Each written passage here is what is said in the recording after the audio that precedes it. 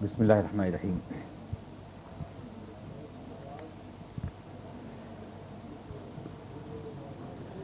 پچھلے ہفتے میں آپ کو یہاں تک ہم لوگ آئے تھے کہ حضور تشریف لے آئے مدینے میں، اور وہاں آنے کے بعد آپ نے جو لوکیشن تھا وہ میں آپ کو سمجھا رہا تھا کہ اس طرح سے تھا کہ جیسے میں بیٹھا ہوں جس پوزیشن میں، اس چیز کو اگر ہم سمتیں مان لیں، یعنی یہ مشرق ہے اور یہ مغرب ہے اور یہ شمال ہے اور یہ جنوب ہے میرے پیچھے، تو حضور جو داخل ہوئے ہیں پیچھے سے یعنی جنوب کی طرف سے آئے، اور جو مسجد نبوی بنی ہے اس میں جو حجرے آپ نے اپنی بیویوں کے لیے بنائے ہیں وہ ہیں ادھر شمال سائڈ میں، شمال سائڈ میں جو بن گئے ہیں 5 یہ حجرے، تو اس کے بعد پھر باقی 4 ادھر کو بنائے گئے، یعنی مشرق سائڈ میں بنا کے پھر ایک شمال سائڈ میں بنائے گئے، یہ ایل شیپ میں اس طرح سے حضور نے یہ کمرے بنائے، اور اسی کے پیچھے یعنی کمروں کی جو وہ ہے پشت ہے اس کے پیچھے یہ یہود کے قبائل ہیں، بنو نذیر ہے اور ایک بنو قریظہ، یہ 2 قبائل ہیں، بنو قریظہ یوں سمجھیے بنو نذیر یوں سمجھیے، اور یہ تقریباً اتنا دوری ہے جیسے یہاں سے حیات نگر اور سرائے ترین مسجد نبوی سے، اور ادھر بنی قینقاع ہیں جو تیسرا قبیلہ ہے جو خزرج کا حلیف ہے اور اسلام کا سخت دشمن ہے، اور اوس کا قبیلہ جس سے اور خزرج ادھر ہے، یعنی عبداللہ ابن ابی جو منافقین کا سردار ہے اس کا قبیلہ وہ ادھر ہے۔ اس طرح سے حضور اکبر صلی اللہ علیہ وسلم تشریف لائے ہیں، وہ سب کچھ میں آپ کو بتا چکا ہوں کہ وہ حجرے جو تھے وہ 10-10 گز چوڑے اور 15-15 گز لمبے، یہ جس میں حضور کی بیویاں رہتی تھیں ایک ایک ہر ایک کے لیے۔ تو جو چیز قابل غور ہے وہ پہلی بات تو یہ ہے کہ آپ اس پہ غور کریں کہ حضور نے اپنی تمام بیویوں کے لیے الگ الگ حجرے بنائے۔ آپ سوال اٹھاتے ہیں کہ جوائنٹ فیملی سسٹم کا اسلام کے اندر کیا مقام ہے، تو ہم دیکھتے ہیں کہ حضور اقدس صلی اللہ علیہ وسلم اگر چاہتے تو اپنی ساری بیویوں کے لیے بھی ایک گھر بنا سکتے تھے۔ بیویاں سب تھیں، آپ کی زیادہ اولاد تو تھی نہیں، آپ کی بیٹی تھی بس ایک جناب فاطمہ رضی اللہ عنہا، تو آپ ایک گھر بنا سکتے تھے، لیکن آپ نے پہلے ہی مرحلے میں یہ میسج دیا کہ ہمارے ہاں سپریٹ فیملی سسٹم ہے، جوائنٹ فیملی سسٹم نہیں ہے، یعنی یہ کہ سب مل جل کے رہیں اور ایک ساتھ کھائیں پئیں، اس کو اسلام نے پسند نہیں کیا۔ حضور نے باوجود اس کے کہ حالات نہیں تھے اور پریشانیاں تھیں، لیکن تمام بیویوں کے چولہے الگ تھے، تمام بیویوں کے کھانا الگ بنتا تھا، حالانکہ ایک ایک بیوی تھی اور ساتھ میں اولاد بھی نہیں تھی اور سب ایک ساتھ ہی رہتی تھی، ان کے لیے ایک چولہا بھی ہو سکتا تھا، ایک ساتھ بھی کھانا بن سکتا تھا، لیکن حضور کا یہ طرز عمل بتاتا ہے کہ اسلام جو ہے وہ اپریشیٹ کرتا ہے سپریٹ فیملی سسٹم کو، نہ کہ جوائنٹ فیملی سسٹم کو، جس طرح سے حضور اقدس نے بنایا۔ یہاں تک کہ بیویاں ایک دوسرے کو تحفے بھیجتی تھیں، کھانا پکتا تھا تو ایک دوسرے کو بھیجتی تھیں ایک دوسرے کے پاس جو پکایا ہوا، لیکن ایسا نہیں ہوتا تھا کہ ایک ساتھ سب مل کے پکائیں، حالانکہ اس میں خرچ کی بچت بھی تھی اور انتظامات کی سہولت بھی تھی اور ساری آسانیاں تھیں، اور کوئی اولاد بھی نہیں تھی جس میں جھگڑے ہوں۔ مسجد نبوی کا آنگن ہی صحن تھا، سب سے قریب جناب عائشہ صدیقہ رضی اللہ عنہا پہلا، یعنی جو کمرہ تھا جس میں جناب عائشہ تھی، صرف اسی پر چوکھٹ تھی، باقی اور کمروں پہ چوکھٹ نہیں تھی، جناب عائشہ ہی کے کمرے پہ چوکھٹ تھی، اور سامنے برابر میں جو آنگن تھا اس میں صفہ کا چبوترا تھا جس کے اوپر جو آج بھی ہے، اور جناب عائشہ کا حجرہ آج بھی محفوظ ہے، یہ جس میں حضور اقدس کا روضہ ہے جو آپ دیکھتے ہیں یہ ہرے رنگ کا، یہ اسی حجرے کے اوپر ہے، جناب عائشہ صدیقہ رضی اللہ عنہا کے حجرے کے اوپر ہے، اور وہ بنوان موجود ہے، اس کے چاروں طرف سے کورڈ کر دیا گیا ہے، نیچے جو ہے اس کے شیشے کی دیواریں ہیں، پانی کے جہاں تک واٹر لیول ہے وہاں تک گھیر دیا گیا ہے اس کو، ترکی خلیفہ نے اس کو گھیر دیا تھا، ایک خواب دیکھا تھا انہوں نے کہ حضور اقدس فرما رہے ہیں کہ میری حفاظت کرو، تو اس کو پورا کرنے کے لیے اسے گھیر دیا گیا ہے شیشے کی دیواروں سے، لیکن حجرہ وہی ہے، اس کو ٹچ نہیں کیا گیا ہے۔ یہ حضرت عائشہ رضی اللہ عنہا کا حجرہ ہے جس میں حضور اقدس آرام فرما ہے، اس کے اوپر یہ جو آپ کا گنبد ہے یہ اس پہ شیشے کی چادر چڑھی ہوئی ہے اور اس کو گرین کلر دے دیا گیا ہے، یہ اس لیے کہ پانی وغیرہ کا اندر نہ جائے۔ بعد میں جب مسجد نبوی کی توسیع ہوئی ہے تو اس کمرے کو صرف چھوڑ دیا گیا جناب عائشہ کے، اور باقی سارے کمرے جو ہے اس میں ایکسٹینشن میں داخل کر لیے گئے، مسجد نبوی کے حضرت عمر ابن العزیز کے زمانے میں، اور جب یہ ڈھائے جا رہے تھے حجرے تو مدینے کے مسلمان زارو قطار رو رہے تھے اور چاہتے تھے کہ یہ حجرے باقی رکھے جائیں تاکہ لوگ دیکھیں کہ وہ شخص جس نے انسانیت کو سب کچھ عطا کیا خود اپنی زندگی کس طرح گزاری ہو، تاریخ میں محفوظ رہیں۔ لیکن بہرحال چونکہ ضروریات تھیں مسجد نبوی کی، اس کے بعد اس کو ایکسٹینشن کیا گیا۔ جو پوائنٹ میں دینا چاہتا ہوں آپ کو وہ یہ کہ عقیدہ اور عقیدت ان دونوں کی بنیادیں ہوتی ہیں۔ بعد میں صحابہ کرام کے جو حجرے ڈھائے گئے اور جس سے مسلمانوں میں اضطراب ہوا، 1936 کی بات ہے یہ۔ آج ہندوستان میں آپ کو جو بریلوی اور دیوبندی دو گروپ دکھائی دیتے ہیں، یہ اسی کی یادگار ہے۔ وہ بٹھا دیے گئے تھے صحابہ کرام کے، جس سے ہندوستانی مسلمانوں میں اضطراب پیدا ہوا۔ کچھ لوگوں نے اس کارروائی کو سپورٹ کیا، کچھ لوگوں نے اس کو اپوز کیا اور اس کو صحابہ کرام کی توہین قرار دیا۔ نتیجہ ہوا کہ مسلمانوں کے دل ایسے پھٹے کہ آج بھارت میں ہم دو گروپوں کی شکل میں جانے جاتے ہیں۔ اس سے پہلے نہیں ہے، 1936 سے پہلے کوئی دیوبندی بریلوی اختلاف نہیں ہے، اسی سے بنیاد بڑھی ہے اور جھگڑا بڑھا ہے، اور اس کے بعد صحابہ کرام کی تقدیس اور حضور صلی اللہ علیہ وسلم کا جتنے بھی جھگڑے کھڑے ہوئے ہیں، جو لوگ ہسٹورین ہیں، تاریخ میں دلچسپی رکھتے ہیں، اس بات کو جانتے ہیں۔ کیا حرج تھا اگر ہم اپنی عقیدتوں کو محفوظ رکھتے، تاریخ محفوظ رکھتے، اپنی عقیدہ اپنی جگہ ہے، عقیدے کی سرحدیں اپنی جگہ ہیں، لیکن عقیدتیں بھی تو ہوتی ہیں اور اس سے ایک قوم انسپریشن لیتی ہے، جذبوں کی تاریخ ہوتی ہے۔ ہم کیا تھے، کیا قوم تھے ہم، اور تاریخ نے کس کوڑے دان میں ہم کو پھینک دیا آج۔ ہم آسمان پہ رفتوں پہ رہنے والی کوئی قوم تھے ہم، دنیا ہمارے پیروں سے دھمکتی تھی، قیصر و کسریٰ کے تخت ہماری ٹھوکروں میں تھے، اور ہم تاریخ کے کوڑے دان میں آج ہیں کہ آج ہمارا کوئی پوچھنے والا بھی نہیں ہے، اور آج ہم پر جو چاہے الزام لگا دیتا ہے اور جو چاہے ہمیں جس طرح بدنام کر دیتا ہے، ہمیں تردید بھی کرنے کا حوصلہ نہیں۔ یہ صورتحال جو پیدا ہوئی، ہماری پالیسی نہیں ہے کہ ہم اختلافات کی تفصیل میں نہیں جاتے، لیکن بہرحال ایک بات میں نے کہی ہے آپ کے سامنے۔ جناب عائشہ صدیقہ رضی اللہ عنہا کا حجرہ باقی رکھا گیا ہے۔ اس کے بعد میں نے پچھلا درس یہاں تک چھوڑا تھا کہ 1 سال حضور اقدس کا تو ٹھیک سے گزر گیا مدینے میں۔ ربیع الاول میں آپ تشریف لائے تھے اور ربیع الاول سن 1 ہجری تک 1 سال آپ کا ٹھیک سے گزر گیا مدینے میں۔ آتے ہی آپ نے یہود کے قبائل سے معاہدے کیے، اور وہ راستہ جو جاتا تھا مکے سے شام کی طرف، تجارتی قافلے کا راستہ مکے والوں کا، اس کو آپ نے کنٹرول میں لیا، اپنے چھاپہ مار دستے آپ نے وہاں بھیجے، اور یہی سمندر جس سے آپ حج کو جاتے ہیں، جو جدہ جس کا ساحل ہے، اسی سمندر کے کنارے جتنے بھی قبائل تھے ان قبائل سے آپ نے معاہدات کیے جو وہاں رہتے تھے اس ٹائم۔ یہ بحر احمر جو ہے، مدینے کو جو مکے سے مدینے کو جاتا ہے، اس کو بحر احمر کہتے ہیں۔ جس سمندر سے آپ جاتے ہیں، بمبئی سے جو پہلے پانی کے جہاز جایا کرتے تھے اور جدے کے ساحل پر رکتے تھے، یہ سمندر بحر احمر کہلاتا ہے، اور اسی کے ساحل پہ کنارے کنارے حضور صلی اللہ علیہ وسلم نے سفر فرمایا تھا جب آپ تشریف لے گئے تھے مدینے کو، اور اس کے آس پاس جتنے بھی قبائل تھے ان سے آپ نے معاہدات کیے۔ اس معاہدے کی تفصیل جو 36 پوائنٹس پر مشتمل ہے، وہ میں آپ کو سنا نہیں سکتا، تفصیلی ہے۔ پچھلے ہفتے کسی نے مجھ سے کہا تھا کہ میں اس کو آپ کو پوائنٹس سناؤں، لیکن اس کافی ٹائم نکل جائے گا۔ لیکن حضور صلی اللہ علیہ وسلم کی سیاسی بصیرت کا شاہکار ہے وہ معاہدہ، اور شروع ہوتا ہے یہاں سے وہ کہ نحن امت مع الیہود۔ یہ ایک معاہدہ جو محمد رسول اللہ کی طرف سے لکھا جا رہا ہے، ان کے خلاف جو اس معاہدے میں شریک نہیں ہے، ان کے خلاف اس میں شریک سارے لوگ ایک سیاسی وحدت شمار ہوں گے، ایک امت شمار ہوں گے،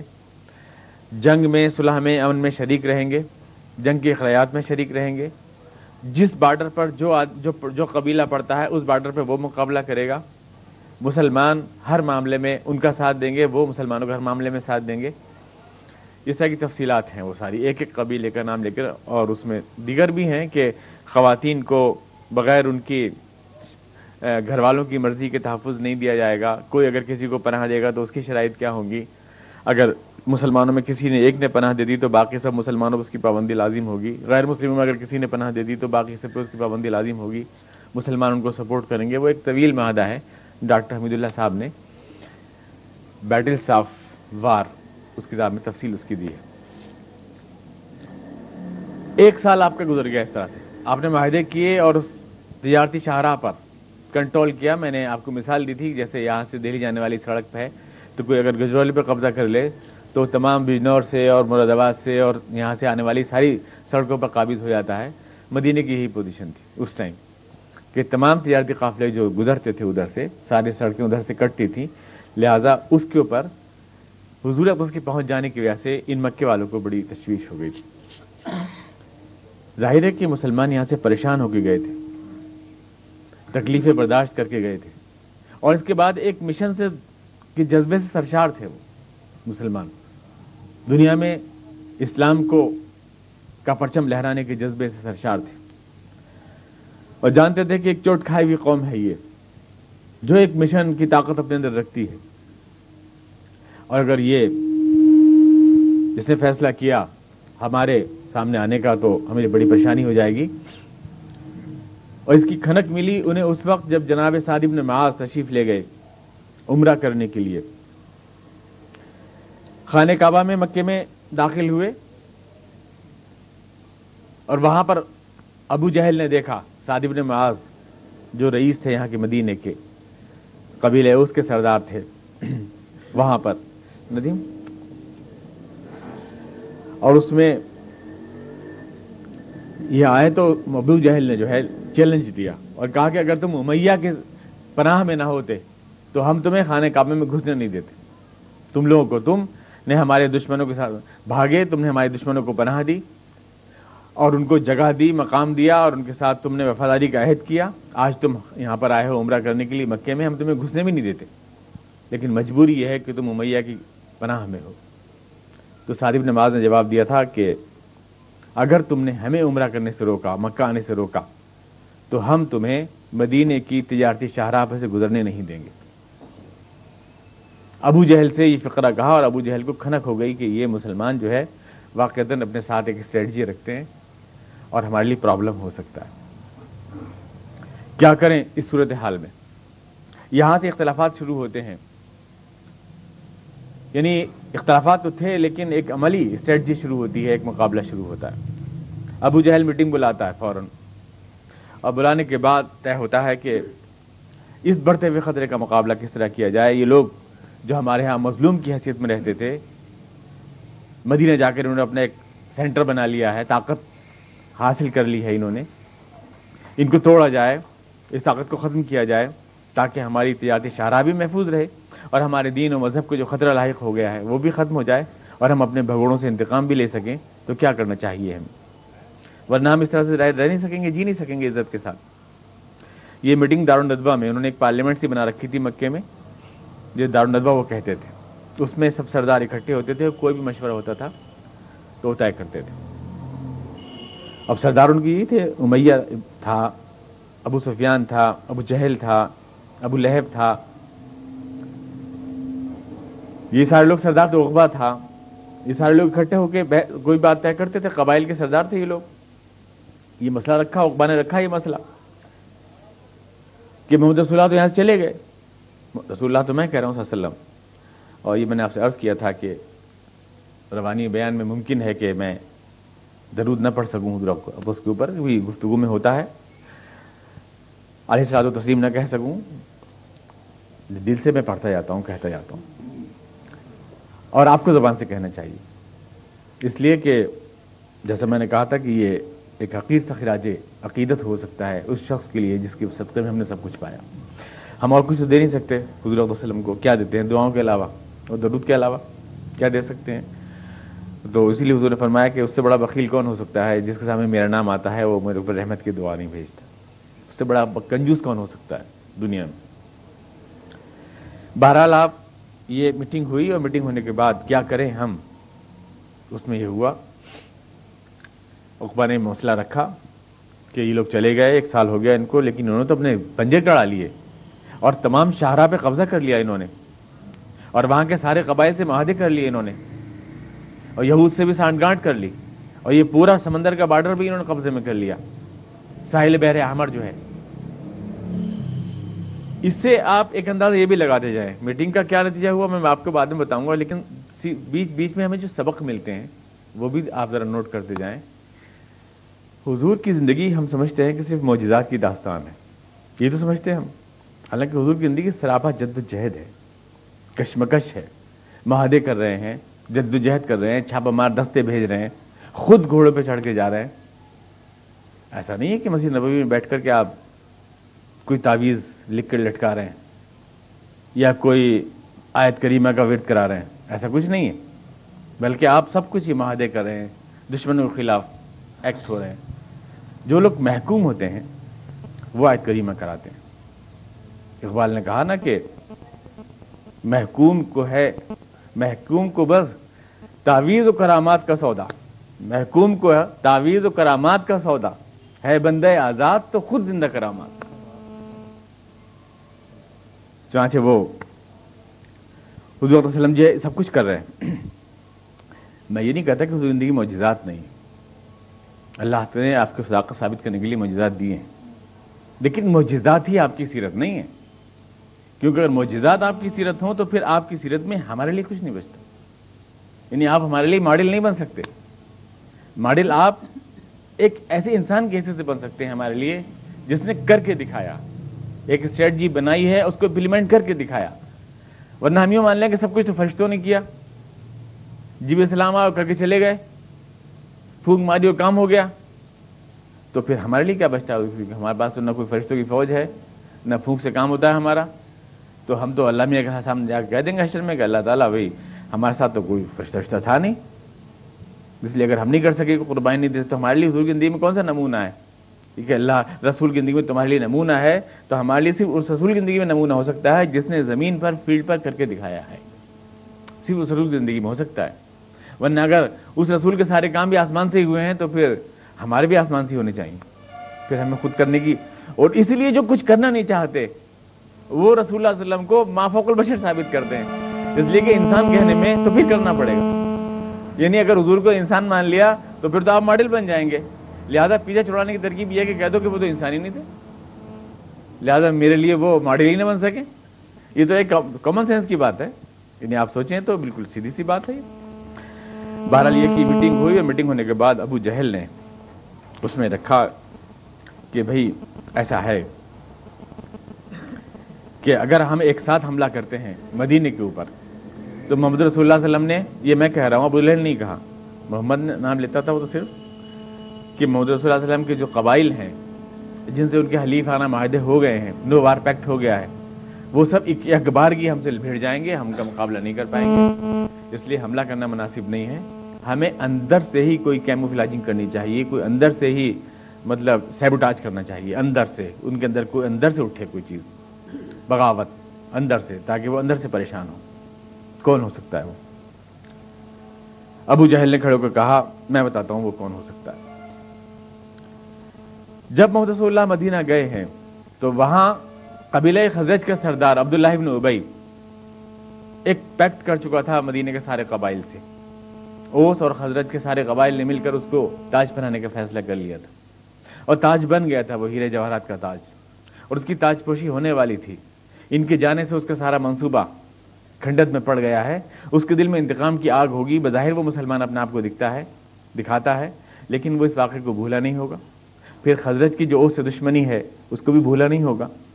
اگر ہم اس سے کانٹیکٹ کریں اور اس پہ دباؤ ڈالیں اور پریشر ڈالیں تو مسلمانوں میں اندر سے دو پھاڑ ہو سکتے ہیں، اور پھر وہ پھر اس کے بعد ہمارے پریشر کا مقابلہ نہیں کر پائیں گے۔ لہٰذا ایک خط لکھتے ہیں عبداللہ ابن ابی کے نام، ہم سب سردار مل کر، کہ یہ لوگ جو بھاگ کر ہم سے گئے ہیں اور جنہوں نے وہاں یثرب میں اپنے ٹھکانے جما لیے ہیں، تم فوراً ان سے پناہ واپس لو، ان سے اپنے معاہدے توڑو اور ان کے اوپر حملہ کرو، ان سے لڑو، ورنہ ہم تمہارے پر حملہ کریں گے اور تمہارے بیوی بچوں کو قتل کریں گے اور تمہارے جوانوں کو غلام بنائیں گے۔ مطلب ایک دھمکی بھرا خط انہیں لکھا جائے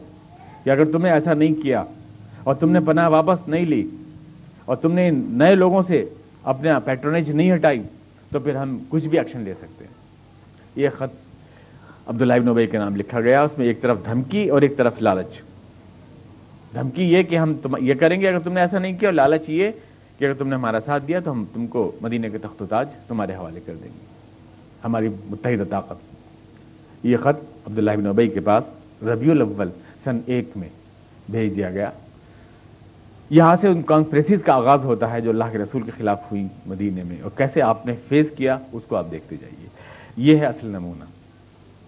سیرت النبی جو ہے نا، جس میں آپ سے عرض کیا، وہ یہ ہے۔ سیرت النبی یہ نہیں ہے کہ جس راز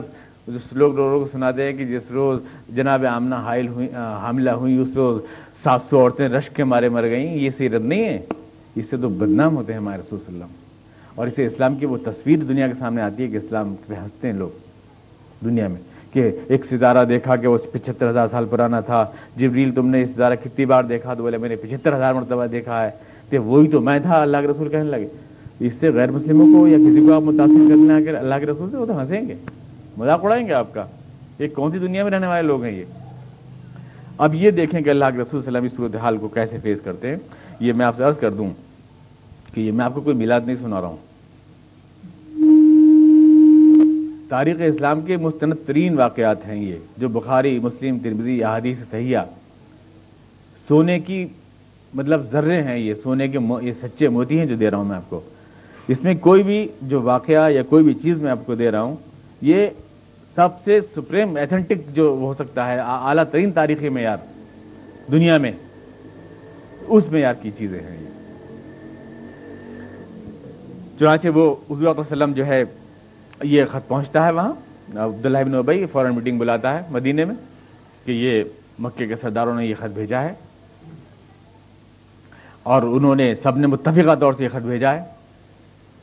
اور وہ یہ کہتے ہیں کہ ہم فوراً رسول اللہ صلی اللہ علیہ وسلم کو ساتھ چھوڑیں ان کا، ورنہ تو وہ ہمارے بیوی بچوں کو غلام بنا لیں گے اور ہمارے جوانوں کو قتل کر دیں گے اور ہمارے پہ حملہ کر دیں گے،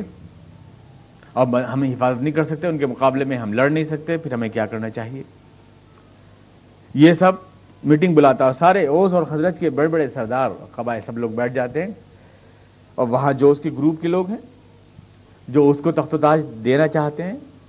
وہ سارے لوگ طے کرتے ہیں کہ بالکل ہمیں محمد رسول اللہ سے کیے گئے سارے معاہدات توڑ دینے چاہیے، ہمیں باہر سے آئے ہوئے لوگوں کو قبول نہیں کرنا چاہیے، جو خواہ ہماری بنی بنائی ایک ریاست میں خواہ دعوے دار بن کے آ گئے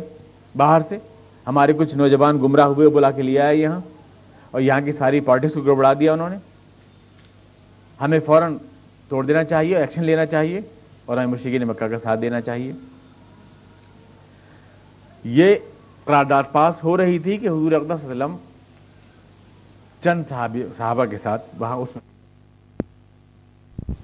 حضور اقدس صلی اللہ علیہ وسلم خود پہنچ گئے، اور عبداللہ بن ابی سے مخاطب ہو کے آپ نے کہا،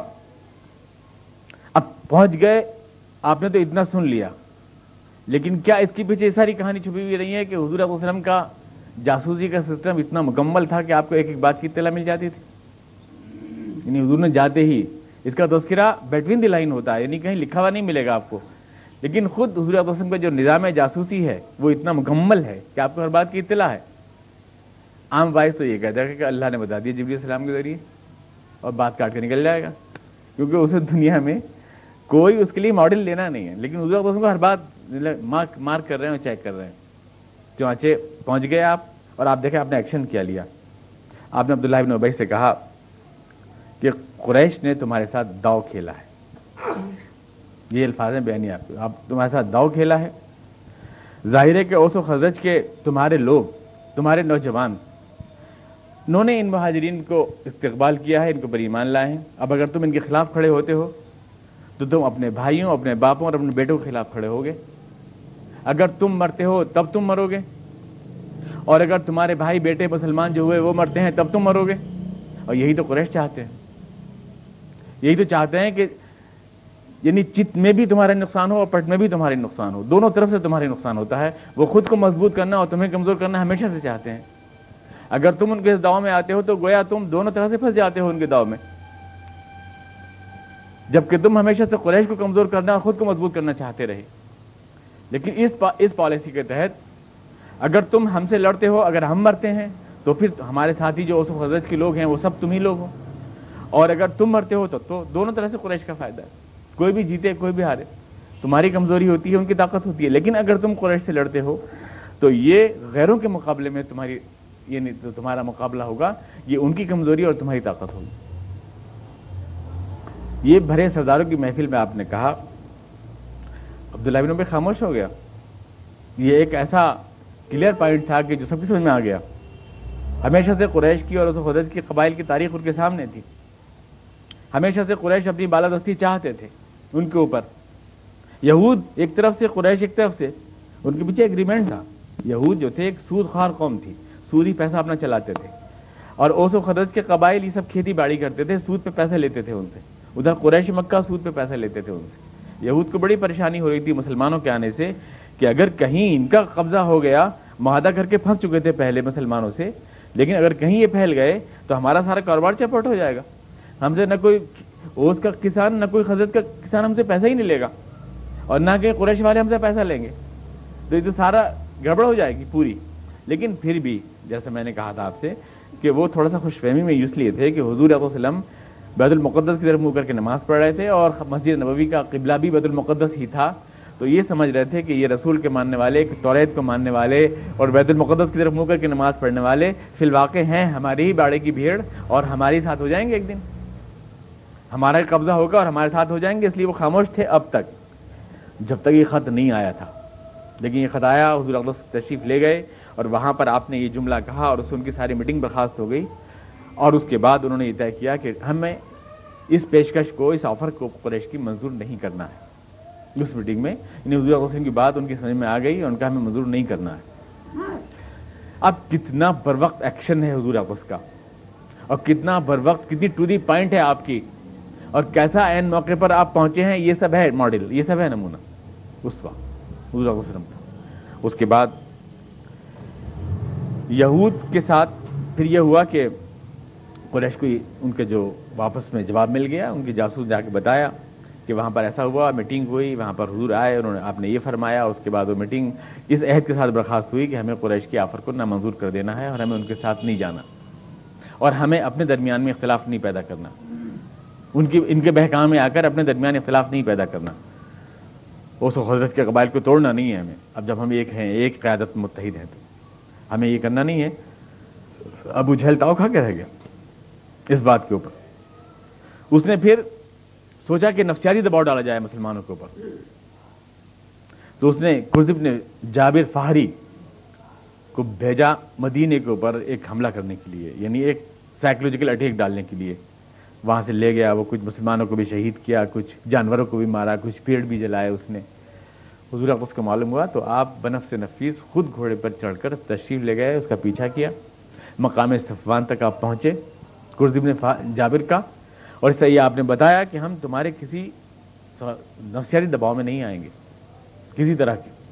اور اس کے جواب میں خود آپ نے ایک سفارت، ایک طلائی گر دستہ، ایک چھاپہ مار دستہ آپ نے خود روانہ فرمایا، لیکن اس میں ایک گڑبڑ ہو گئی۔ گڑبڑ یہ ہوئی کہ عرب کے عام رواج کے مطابق ہوتا یہ تھا کہ رجب کا مہینہ شہر محرم تھا، یعنی اس میں کوئی جنگ نہیں ہوتی تھی، کسی قسم کی کوئی قتل و غارت گری نہیں ہوتی تھی۔ لیکن یہ جب گئے، حضور کا جو دستہ گیا، رجب کی 29 تاریخ تھی، یہ طے نہیں تھا کہ یہ مہینہ ختم ہو گیا یا ابھی ختم نہیں ہوا، جو چاند کے اوپر ڈیپینڈ ہوتا ہے قمری مہینہ۔ یہ 29 تاریخ کی رات تھی، وہاں سے ایک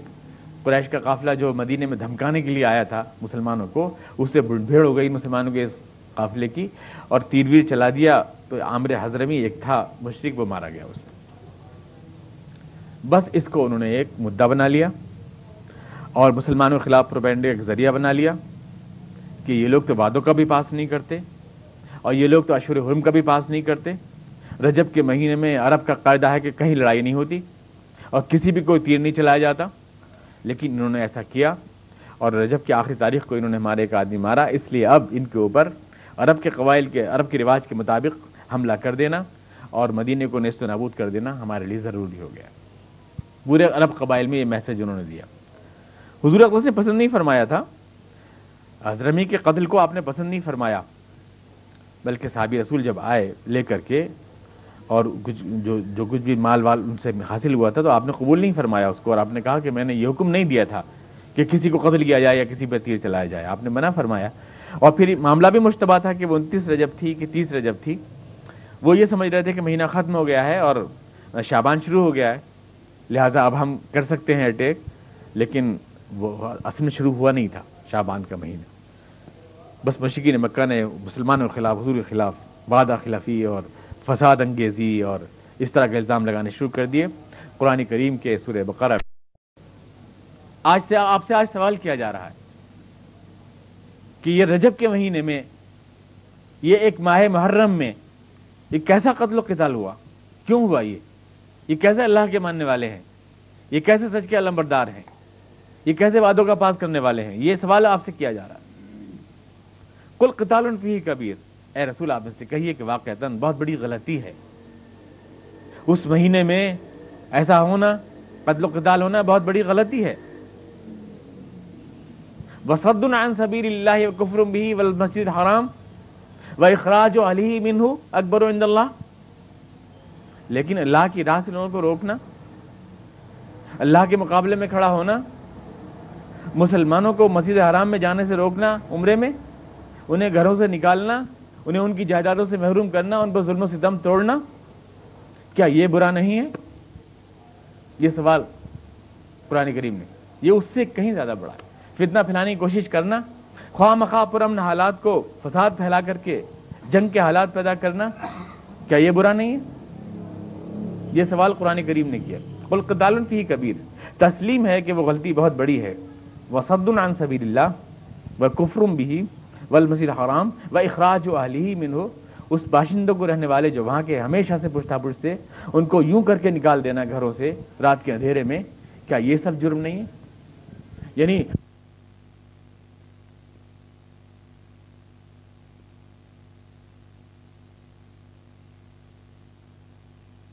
سن 2 کے اندر، یعنی ربیع الاول سے رجب آ گیا، شعبان آیا، پھر رجب کا آخری وہ تھا، یہ ہوا، اور اسی رجب کے مہینے میں جس مہینے میں یہ حضرمی کا قتل ہوا، اسی میں پھر یہ بھی ہوا کہ قبلہ بدل گیا، یعنی مسلمانوں کو یہ حکم ہوا کہ اب تم بیت المقدس کی طرف نہیں بلکہ خانہ کعبہ کی طرف منہ کر کے نماز پڑھو۔ تو یہود کو ایک پروپیگنڈے کی بنیاد مل گئی مسلمانوں کے خلاف، اور جو دشمنی تھی مسلمانوں کی اس کے لیے ایک بیس مل گئی ان کو۔ انہوں نے کہا کہ دیکھو اصل میں تو یہ یہاں پر آ کر ڈرامہ کر رہے تھے، بیت المقدس کی طرف جو منہ کر کے نماز پڑھ رہے تھے، یہ سب ہمیں گھیرنے کے لیے تھا۔ اصل میں تو یہ اپنا قومی جو خانہ کعبہ ہے ان کے آباء و اجداد کا، یہ ادھر ہی کو نماز پڑھنا چاہ رہے تھے، یہ اسی کو سینٹر بنانا چاہتے ہیں۔ بیت المقدس سے جو یہ عقیدت دکھا رہے تھے، یہ سب ایک دکھاوے کی بات تھی۔ اصل میں تو وہی اپنے آباء اجداد، ابا کی سرزمین اور وہی گھر، اسی کو اپنا مرکز بنانا چاہتے ہیں۔ یہ قومی تفاخر کے جذبے سے سرشار ہیں، ان کا سچائی سے کچھ لینا دینا نہیں ہے۔ یہود کو بھی کہنے کا موقع مل گیا، ادھر مشرکین کو حضرمی کے قتل کی وجہ سے مسلمانوں کے خلاف پروپیگنڈے کا موقع ملا، ادھر یہود کو تحویل قبلہ کی وجہ سے، حالانکہ تحویل قبلہ یعنی قبلے کی تبدیلی اصل میں امت کی تبدیلی کا اعلان تھی۔ یہود نے حق نہیں ادا کیا موسیٰ علیہ السلام کی تعلیمات کو دنیا میں پھیلانے کا، اور پھر یہ کہ جب تک بنی اسرائیل ایک مخصوص قوم کے لیے آئے، بائبل میں باقاعدہ ہے کہ موسیٰ علیہ السلام نے کہا کہ میں تو اپنی کھوئی ہوئی بھیڑوں کو تلاش کرنے آیا ہوں، اور یہ کہ سچے موتی خنزیروں کے آگے نہیں پھینکے جاتے۔ موسیٰ علیہ السلام نے کہا گویا وہ ایک خاص قوم کے لیے آئے تھے، لہٰذا بیت المقدس ایک لوکل حیثیت رکھتا تھا۔ لیکن جو انسان ساری دنیا کے لیے رسول اللہ علیکم جمیعہ بن کے آیا ہو، ساری دنیا کے لیے رسول بن کے آیا ہو، اس کے لیے تو وہی مقام موضوع ہے جس کو ہدی للناس تمام انسانوں کے لیے بنایا گیا۔ ان اول بیت وضع للناس، وہ پہلا گھر جو سارے انسانوں کے لیے بنایا گیا، یعنی خانہ کعبہ جو جناب ابراہیم علیہ السلام نے بنایا تھا، اسی کو مرکز بننا چاہیے۔ تو یہ اس بات کا اعلان تھا کہ اب ایک لوکل قیادت ختم کی جا رہی ہے، بنی اسرائیل کے ہاتھ سے امامت عالم چھین کر اب امت محمدیہ کو دی جا رہی ہے۔ یہ عمارت کی تبدیلی نہیں تھی بلکہ یہ ایک قوم کی تبدیلی تھی۔ قرآن کریم میں پارہ سیقول میں اس بات کو کہا گیا ہے، وَكَذَلِكَ جَعَلْنَاكُمْ أُمَّةً وَسَطًا لِتَكُونُوا شُهَدَاءَ عَلَى النَّاسِ، اور ہم نے محمد صلی اللہ علیہ وسلم اس طرح سے قبلے کو بدل کر تم کو ایک امت بنایا جو ساری دنیا کی صدارت کرے. امت وسط کا مطلب ہے درمیان میں بیٹھنے والی امت. جیسے پنچ بیٹھتے ہیں نا گاؤں میں تو بیچ میں بیٹھتا ہے سرپنچ. امت وسط درمیان میں بیٹھنے والی امت, یعنی مقام قیادت ہم تم کو عطا کریں. بلب آپ جلائیں گے کسی بھی حال میں تو بیچ میں جلائیں گے تاکہ روشنی برابر میں ملے, تو امت وسط قرآن کریم نے کہا. اور خانہ کعبہ کو بھی اتفاق سے وہ جغرافیائی پوزیشن ہے کہ ساری دنیا میں بالکل بیچ میں ہے. اگر آپ جو سمندر کو نکال دیں دنیا سے اور جو خشکی کا حصہ ہے اس کو آپ ناپیں, بیچ میں خانہ کعبہ آتا ہے. وسط ارض, اس لیے اس کو ناف کہتے ہیں, زمین کی ناف کہتے ہیں. ناف جیسے بیچ میں ہوتی ہے آدمی کے جسم کے, تو اس میں جغرافیائی اہمیت یہ ہے کہ جو وہی گھر مرکز بننا چاہیے جو دنیا کے بیچوں بیچ ہے. کیونکہ اگر آپ برابر کا اجالا دینا چاہتے ہیں سارے کمرے میں تو بلب کو آپ بیچ میں لٹکائیں گے. اس لیے خانہ کعبہ کو ایک مقام وسط دیا گیا اور امت وسط بنایا گیا امت محمدیہ کو. تو یہ تبدیلی ہوئی رجب سن 2 میں, اور مسلمان بالکل جس پوزیشن میں تھے, ان بیت المقدس میں وہ کر نماز پڑھ رہے تھے, 1 رکعت پڑھ چکے تھے, حضور مڑ گئے فوراً خانہ کعبہ کی طرف اور ساتھ میں پوری مڑ گئے. آج بھی وہ مسجد موجود ہے, مسجد قبلتین کہلاتی ہے وہ مسجد. دو قبلے, اس میں بیت المقدس کا رخ بھی ہے اور خانہ کعبہ کا رخ بھی ہے. پوری صف وہاں سے مڑ گئی ایک دم, اور اس طرح سے اس اطاعت کا مظاہرہ کیا مسلمانوں نے کہ یہ لوگ جو ہے اللہ کے حکم کے آگے اور اللہ کے رسول کے حکم کے آگے ایک جان ہے. پوری صف ایک دم پلٹ گئی. یہود کو کہنے کا موقع مل گیا, اور یہود کی جو رہی صحیح امید تھی وہ بھی ختم ہو گئی مسلمانوں سے کہ یہ ہمارے ساتھ ہی ہو جائیں گے. وہ بھی اب یہود اور مشرکین کی طرف سے ایک مشترکہ مومنٹ شروع ہو گیا, اور حضور اکرم صلی اللہ علیہ وسلم کو فوری طور سے اسٹریٹجی بنانی پڑی کہ اب ہمیں کیا کرنا ہے. اندر سے یہود, ادھر منافقین میں بھی سندراہٹ, کوئی دل سے تو ہوئے نہیں تھے, ایسے دب گئے تھے حضور کی بات سے, ادھر مشرکین کی طرف سے. چنانچہ شعبان میں مشرکین نے یہ طے کیا کہ مدینے کی اسلامی طاقت کو تہس نہس کرنے کے لیے ہمیں کوئی ایکشن لینا چاہیے, اور اس کے لیے مدینے کے مکے کے سارے لوگوں سے پیسہ اکٹھا کیا گیا. ہر شخص نے پیسہ دیا, اور پیسہ اکٹھا کرنے کے بعد یہ سب مال اکٹھا کر کے قافلہ شام کو تجارت کے لیے جو گیا تھا اس کو یہ پیسہ بھیج دیا گیا, اور یہ طے ہوا کہ وہاں سے جتنا بھی نفع حاصل ہوگا, تقریباً 5 لاکھ روپے اکٹھے کر کے دیے, اور وہاں سے جتنا بھی نفع حاصل ہوگا یہ سارا کا سارا نفع مسلمانوں کی سرکوبی کے لیے اور اس لشکر کی تیاری کے لیے خرچ کیا جائے گا جو مدینے کے اوپر حملہ آور ہوگا. اس میٹنگ میں یہ بات طے ہوئی, اور ہر گھر سے اس لیے پیسہ لیا گیا تاکہ اس قافلے کا نمائندگی, اس قافلے میں ہر شخص کی نمائندگی ہو جائے, ہر قبیلے کی, ہر گھر کی نمائندگی ہو جائے. وہ گویا ایک قومی امنگوں کا ترجمان بن جائے. ہر ایک اس میں شریک ہوا, ہر ایک نے پارٹیسپیٹ کیا. حضور اور اس کو اطلاع مل گئی کہ یہ عزائم ہے, کہ سارے پیسہ اکٹھا کیا گیا ہے زبردست بڑے پیمانے پر, اور یہ بھیجا جا رہا ہے شام, اور وہاں سے جو ہے تجارت ہو کر کے ڈبل یا ٹربل جتنا بھی پیسہ ہو کے آئے گا وہاں سے یہ جو ہے یہ سب مسلمانوں کی سرگوبی کے لیے ختم کیا جائے, خرچ کیا جائے گا یہ پیسہ. یہ طے ہوا. چنانچہ اس کو روکنے کے لیے حضور صلی اللہ علیہ وسلم نے منصوبہ بندی فرمائی. یہ بات میں اس لیے کہہ رہا ہوں کہ الزام لگاتے ہیں یہاں پر جو اسلام دشمن ہیں اور جو مستشرقین ہیں اور جو ویسٹ کے مفکرین تھنکرز ہیں, وہ ہمارے حضور پر لٹیرا ہونے کا الزام لگاتے ہیں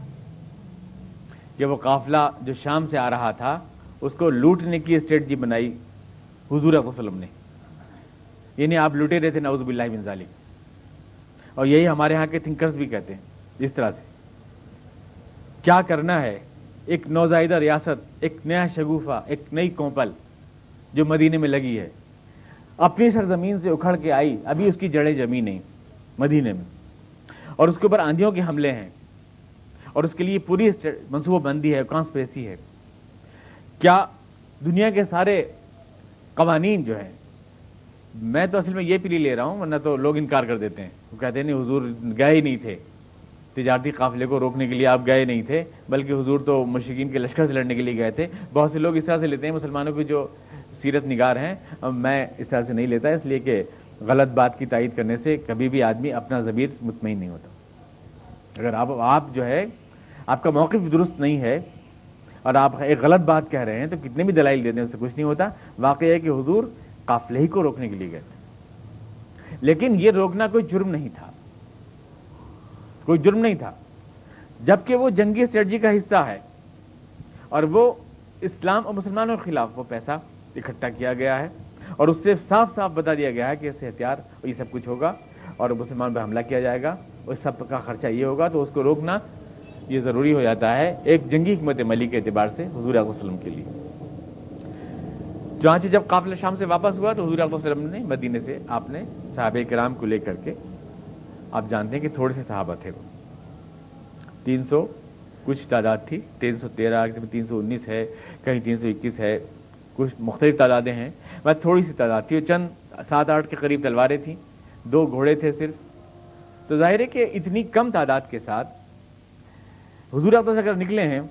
تو موٹی سی بات ہے کہ لشکر سے مقابلے کے لیے نہیں نکلے۔ ٹائم ہے یا خود بولو؟ جی ہاں تو بند کر دوں؟ نہیں مطلب کب تک؟ ہاں تو تھوڑا سا اس کو سرے تک پہنچا دوں۔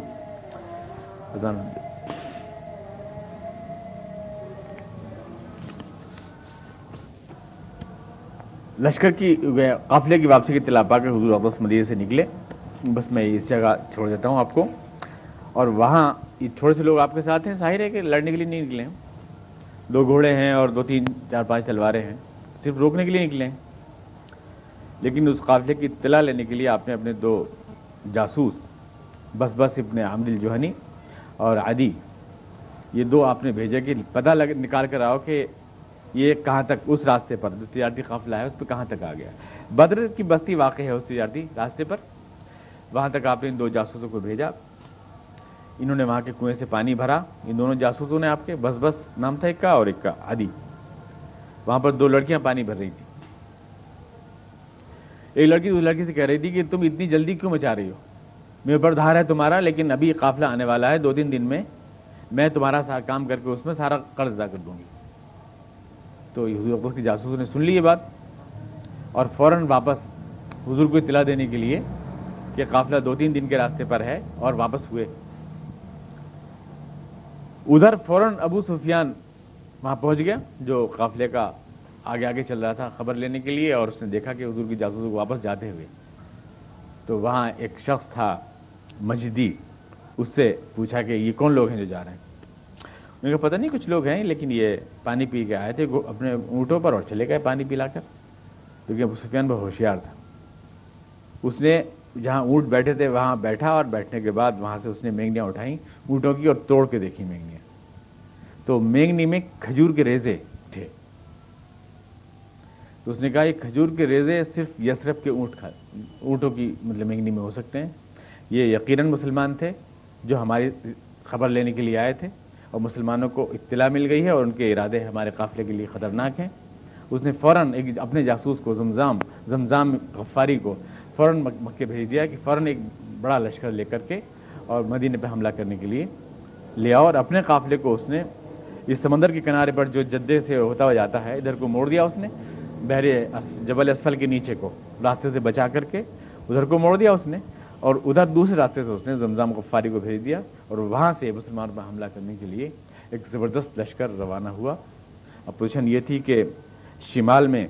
تو وہ تجارتی قافلہ تھا اور جنوب میں ایک زبردست لشکر مسلمانوں کے سامنے تھا، اور مسلمانوں کی حالت یہ تھی کہ ان کے پاس 4-5 تلواریں تھیں اور 2 گھوڑے، اور وہ بھی پھٹے ہوئے چیتھڑوں میں، یعنی ترکا وہ بھی نہیں تھے ان کے پاس حمائل۔ یہ الگ بات ہے کہ ان کے ایمانی جذبے وہ پھٹے ہوئے، ان کے چیتھڑوں کا ایک تار اتنا قیمتی تھا کہ سورج کی ساری کرنیں مل کے بھی اس کی قیمت نہیں ادا کر سکتی، لیکن یہ کہ بہرحال مادی اعتبار سے تو کمزور تھے، اور یہ بات کا ثبوت ہے کہ قافلے کے لیے وہ آئے تھے لیکن لشکر کے لیے نہیں آئے تھے۔ لیکن پھر حضور اقدس نے اس موقع پر طے کیا کہ اس نازک مرحلے پر اگر مسلمانوں نے بزدلی دکھائی تو اسلام کی تاریخ ہمیشہ کے لیے بدر کے اس میدان میں دفن ہو جائے گی۔ یہ موقع ہے جب آگے بڑھ کر جان پہ کھیل جانے کا فیصلہ کیا جائے، اور ایک بار پھر مطلب اسلام زندہ رہے گا یا نہیں رہے گا، تاریخ کو اس کا فیصلہ کرنے دیں۔ قرآن کریم نے اس کو کہا ہے اس طرح سے کہ لیہلک من ہلک عن بینۃ ویحیی من حی عن بینۃ۔ اللہ چاہتا تھا کہ اب جو زندہ رہے وہ دلیل کے ساتھ زندہ رہے، اور جو برباد ہو وہ دلیل کے ساتھ برباد ہو۔ اس لیے حضور اقدس نے مقام زعفران میں یہ میٹنگ کی، اور کس طرح سے آپ نے اسٹریٹجی بنائی ہے اگلے درس میں انشاءاللہ آپ اللهم صل على